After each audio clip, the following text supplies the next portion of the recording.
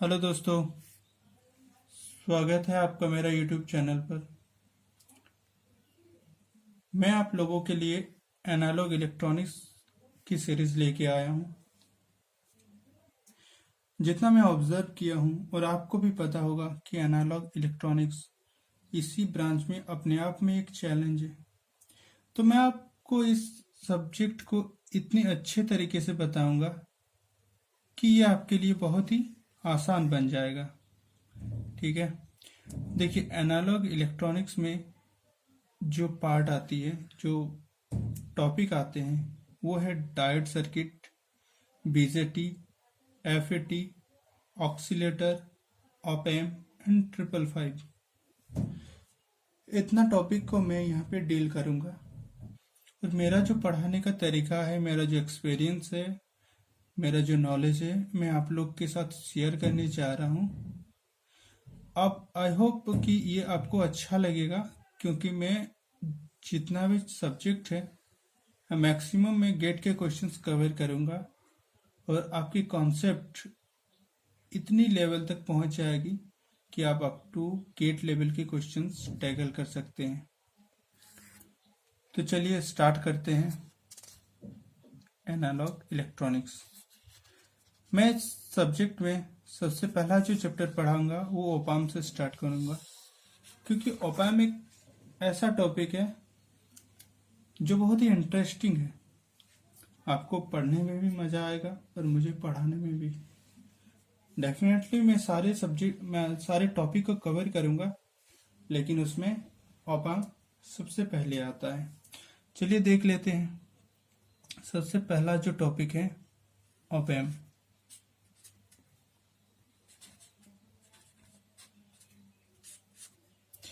नाम तो सुने हुए होंगे आप लोग ऑप-एम्प, आप लोग स्कूल में कॉलेज में पढ़े हुए होंगे। देखिए ऑप-एम्प होता क्या है। ऑप-एम्प का मतलब होता है operational amplifier. Operational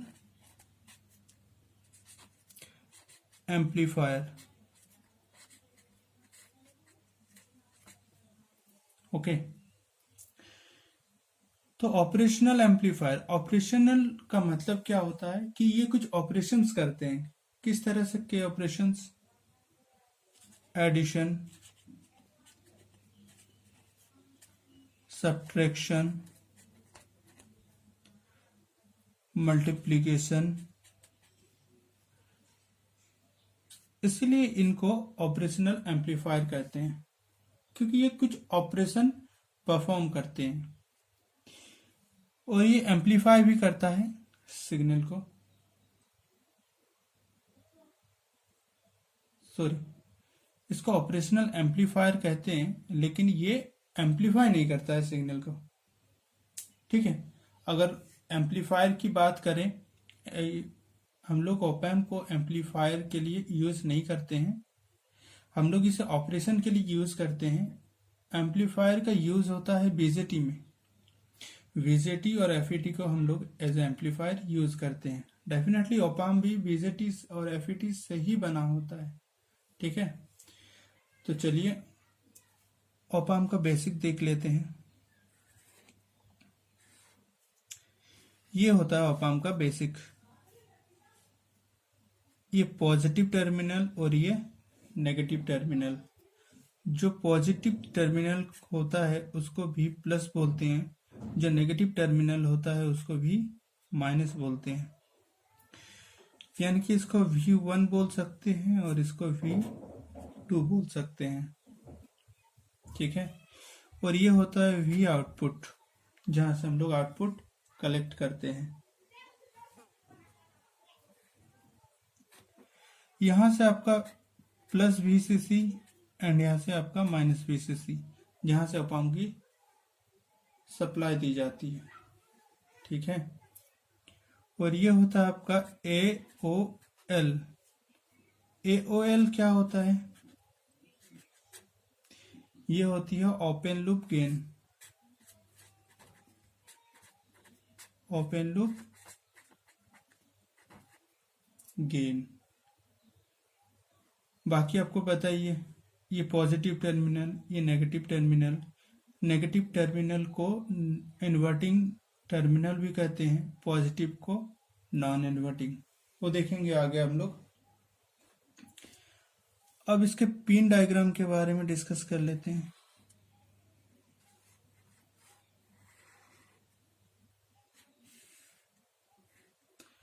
one, to, 3, 4, 5, 6, 7, 8, total इसका 8 पिन होता है।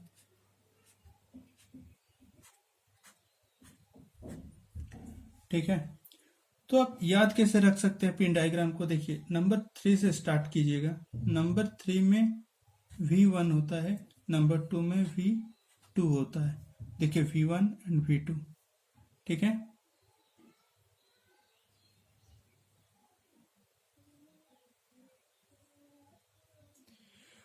और नंबर 6 में आपका आउटपुट होता है, ठीक है। देखिए ये हो गया आपका V आउटपुट।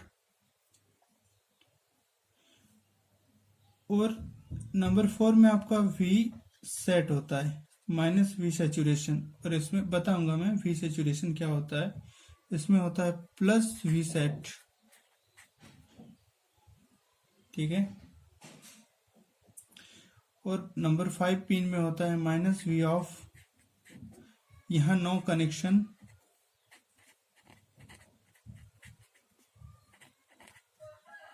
ओके।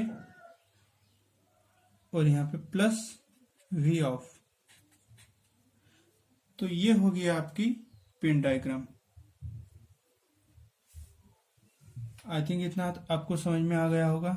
अब हम लोग कैरेक्टरिस्टिक्स के बारे में चलते हैं कि ऑप एम्प की कैरेक्टरिस्टिक्स क्या होती है। यहाँ पे V1 माइनस V2, अगर हम बात करें V1 minus V2 equals to क्या होती है? Input differential voltage. इसे कहते हैं इनपुट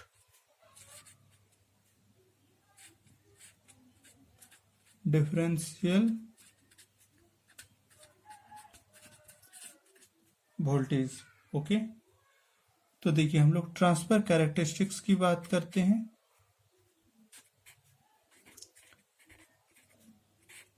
ट्रांसफर कैरेक्टरिस्टिक्स,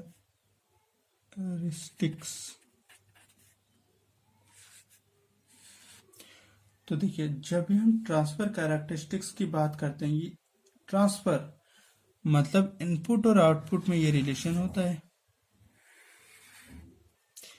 ये वीआईडी क्या है?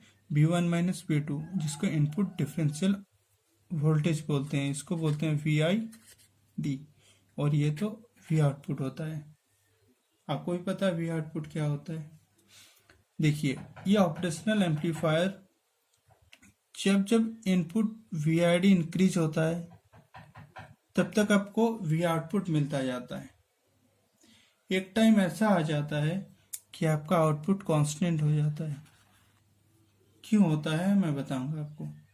फिर आप जब VID को डिक्रीज कर रहे हैं, आप नेगेटिव में ला रहे हैं, तो आपका डिक्रीज होता जाएगा, लेकिन एक टाइम ऐसा आएगा जब आपका कांस्टेंट हो जाएगा, जिसको बोलते हैं V सेट। और यहाँ आपको माइनस V सेट। देखिए V सेट क्या होती है? Plus V set and minus V set, हम इनके बारे में बात करते हैं। देखिए ये जो ऑप एम्प है,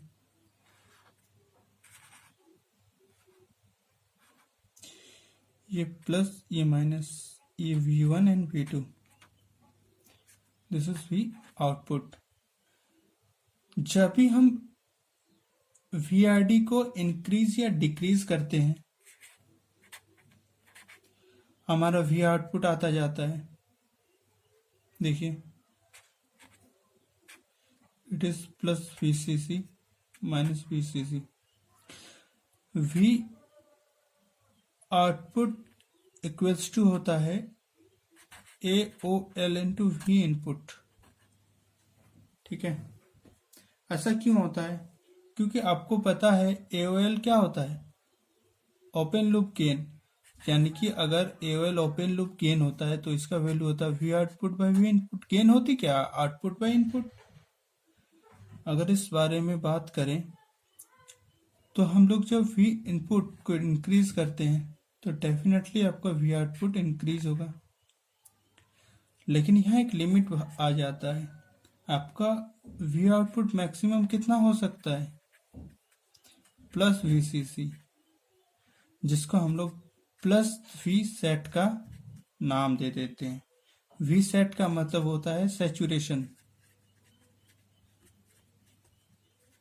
सैचुरेशन क्या होता है, मैक्सिमम पॉइंट, सॉरी, सैचुरेशन क्या होता है, मैक्सिमम पॉइंट जहां तक आप रीच कर सकते हैं वो होता है सैचुरेशन। ठीक है। अब बताइए मैक्सिमम वी आउटपुट क्या हो गया, सैचुरेशन पॉइंट, जिसको प्लस वीसीसी बोलते हैं।